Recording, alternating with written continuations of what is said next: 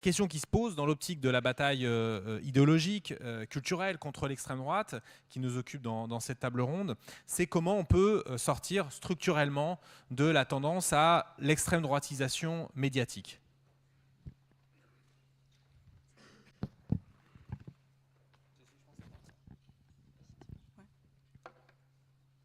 Merci. Vaste question aussi.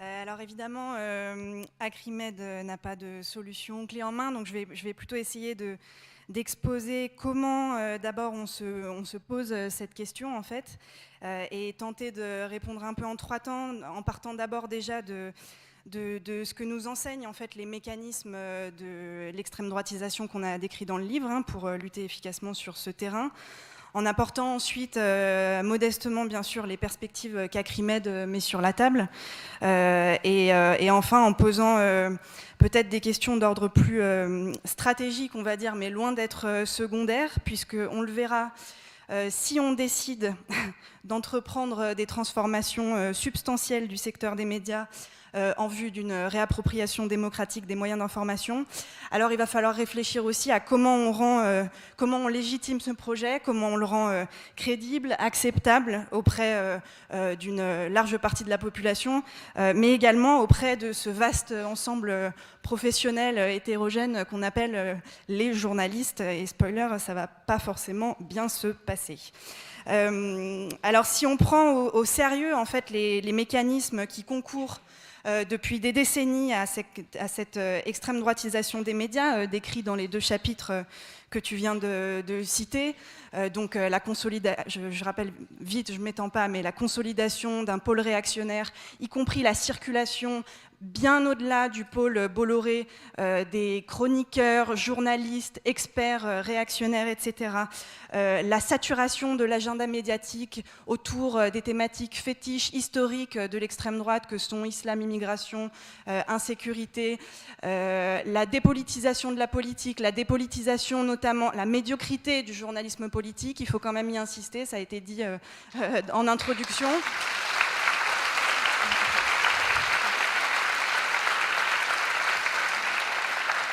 La dépolitisation du coup de la politique et de l'extrême droite plus généralement en dehors de quelques médias, et enfin évidemment la mutilation en fait dans le débat entre guillemets médiatique de absolument toutes les questions, et en particulier ces 10 dernières années, mais en particulier encore depuis 5 ans, la diabolisation vraiment outrancière de la gauche. Donc si on prend au sérieux tous ces mécanismes, alors du point de vue d'Acrimed, les solutions politiques, évidemment, elles doivent être pensées dans une perspective globale et structurelle. Pourquoi ? Parce que, évidemment, on insiste sur le fait que ces grandes tendances se conjuguent, s'entretiennent les unes les autres, et elles ont des racines et elles soulèvent des enjeux d'ordre à la fois économique, sociologique, politique et démocratique. Donc je vais essayer de faire rapide. Des enjeux économiques, évidemment, l'évidence est sans doute le cœur du problème, c'est la propriété capitalistique des moyens d'information et de communication, c'est la concentration...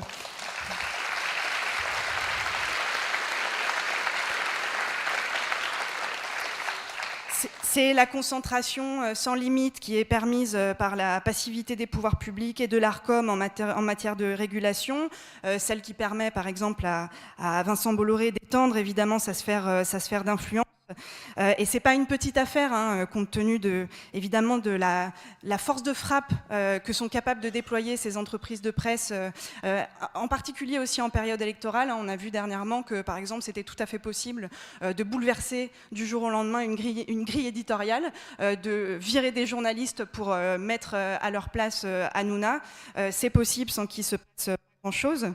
Mais on y insiste beaucoup à Acrimed, le problème c'est pas seulement la concentration, le problème c'est la financiarisation des médias et l'ensemble des contraintes commerciales découlent. Donc c'est des logiques de marché, le poids de la pub, la concurrence, la course à la rentabilité, etc., qui expliquent, alors en partie seulement, mais qui expliquent en tout cas non seulement la dégradation constante des conditions de production de l'information, mais qui explique aussi ce dont parle Samuel dans le livre, le traitement grossissant, alarmiste, spectaculaire des faits divers, l'appauvrissement du débat public, le règne de la tautologie, comme on l'appelle, et de la polémique choisie, etc., etc.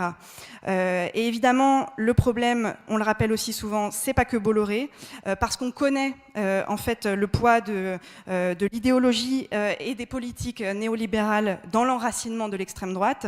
Et or, il se trouve qu'on connaît aussi le poids des entreprises de presse dans le catéchisme économique depuis 40 ans de l'idéologie néolibérale, et donc c'est pas sans lien.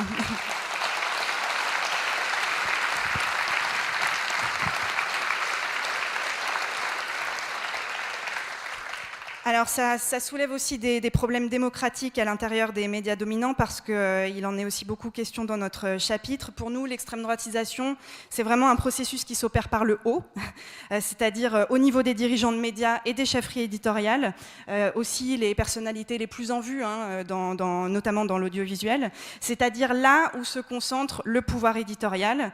C'est là aussi où la servilité fait les grandes carrières, c'est là où les actionnaires sont sûrs que ne sera jamais remise en cause, évidemment, l'adhésion à l'ordre social tel qu'il va.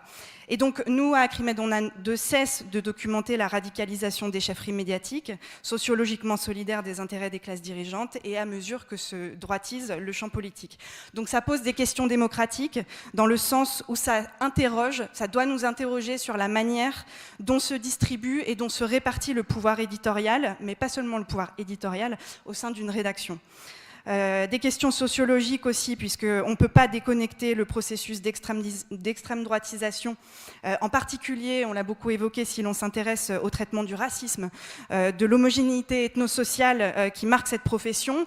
À ce sujet, je vous invite vraiment à suivre les travaux de l'AJAR, une jeune association de journalistes antiracistes et racisés, qui pointe l'isolement des journalistes racisés dans les rédactions, dénonce l'entre-soi de ce milieu bourgeois blanc et très parisien.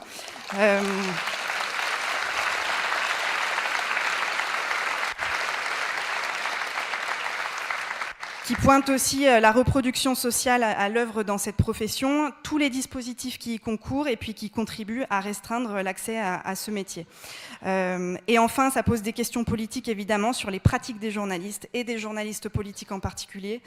Donc là, je me réfère vraiment à toutes les routines professionnelles absolument délétères dans le traitement de l'extrême droite et de l'actualité politique en général. La dépendance au sondage, jeu politicien, poids du commentaire, etc. Et c'est autant de questions, en fait, qui ne sont pas la chasse gardée des journalistes, mais qui constituent un terrain politique sur lequel on a, nous aussi, un droit de regard, en tant qu'usagers des médias, qui disposons quand même d'un droit fondamental à être informés correctement.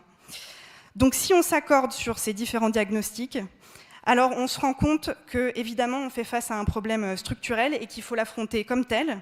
Donc sans doute mettre les pieds dans le plat en disant que non seulement le combat contre l'extrême droitisation des médias ne pourra pas faire l'économie d'une lutte contre l'appropriation des moyens capitalistiques des moyens d'information, mais que ce combat devrait s'articuler prioritairement autour de cet objectif. Donc ça signifie mettre en place un plan ambitieux capable d'enrayer structurellement la financiarisation des médias, les phénomènes de concentration qui en découlent, tout en adressant évidemment les autres questions dont je parlais au début. Donc il y a beaucoup de pistes qui existent déjà dans les programmes politiques, qui ont été portés aussi par les États généraux de la presse indépendante récemment. Et dans les grandes lignes, Acrimed a toujours plaidé pour l'interdiction pour tout propriétaire officiant dans un secteur dont les activités dépendent pour tout ou partie de commande publique de posséder un média. Donc ça impliquera en tout cas de remettre sur la table la question des expropriations à un moment ou à un autre.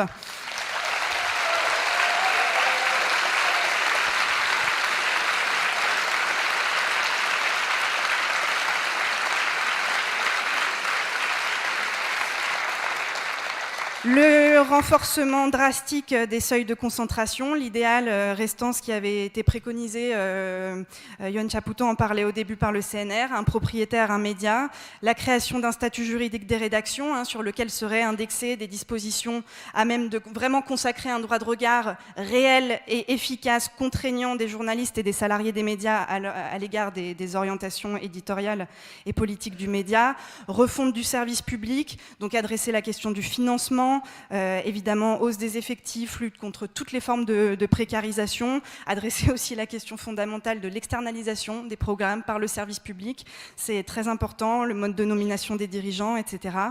Refonte totale du système d'aide à la presse, soutien des médias indépendants, aide à la presse qui pourrait être redirigée sur ces médias indépendants, et enfin création d'un Conseil national des médias. Donc je suis déjà trop longue, je crois.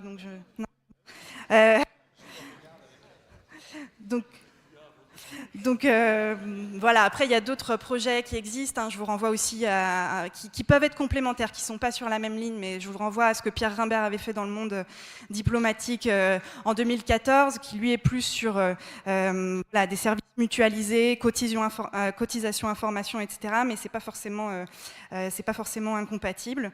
Et une fois qu'on a dit ça, pour nous c'est important aussi de le dire, ça ne veut pas dire qu'il ne faut pas intervenir ni pousser d'autres types de luttes qui seraient plus conjoncturelles ou plus spécifiques. Je pense notamment à toutes les campagnes d'action multiformes qui se concentrent spécifiquement sur l'Empire Bolloré et qui réunissent partout en France beaucoup de militants, beaucoup de collectifs, etc. Donc c'est des initiatives importantes. Mais il est aussi important de rappeler qu'elles ne sont pas suffisantes. Et sur ce point, l'actualité nous offre quand même un exemple assez édifiant avec le cas de Hanouna, puisque certes, il sort par la fenêtre C8 qui n'a pas vu son autorisation renouvelée, mais il revient par la grande porte, et la grande porte en l'occurrence de Canal et d'Europe 1. Donc d'où l'intérêt quand même d'adresser la question de la concentration et de la financiarisation, sinon en fait c'est le jeu de la taupe, quoi. Voilà. Et ça ne veut pas dire non plus qu'on préconise que que tout se passe en dehors des médias, dans le sens où, oui, il faut batailler sur les plateaux. Acrimed n'a jamais prôné la désertion totale des médias.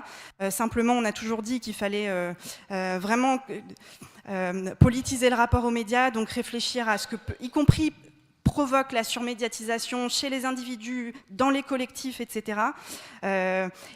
Et tenter, c'est très facile à dire assis sur une chaise, mais tenter autant que faire se peut de faire exploser les dispositifs, de nommer les cadrages pour ce qu'ils sont, de démonter les questions pour justifier pourquoi on ne veut pas y répondre sur le même plan que celui qu'adressent les journalistes, etc. etc. Voilà, je m'arrête là parce que je suis déjà hyper longue.